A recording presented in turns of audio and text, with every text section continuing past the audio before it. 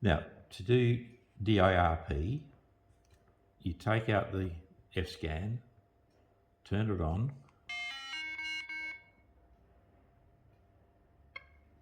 and select 1, 2, 3 frequencies by hitting enter. You then scroll down until you get a program that says 0, 0 frequencies and has no name. That's an empty spot in the programs, and that's the one where you put the DIRP.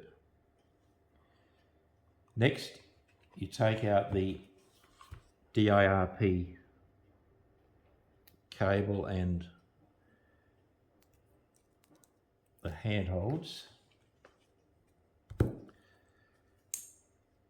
The one with the DIRP function is already hardwired, so that one goes in the right hand, and the red cable links into the other one that goes in the left hand. When you're holding these, they must go on their flat ends facing upwards, so the cable is at the top, and with your right hand you put just the index finger around this top portion, and your other fingers and thumb go on the bottom section. The left hand holds that one.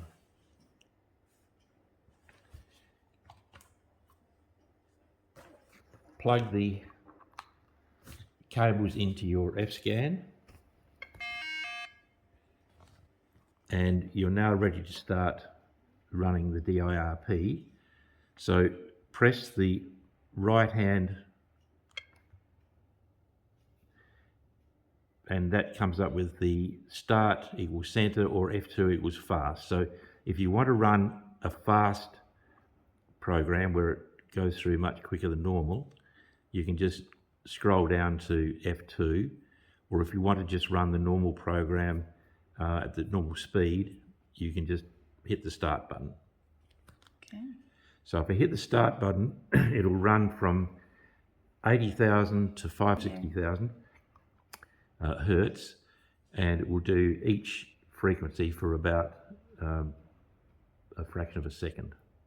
So it will take about 2 minutes. Take about 2 minutes to run the whole do the thing. whole scan. Yep.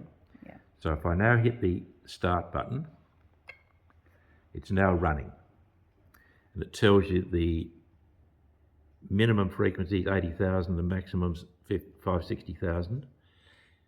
It tells you that it's running a sine wave function, and down the bottom here it tells you whenever there's a reading, it'll give you a little spike.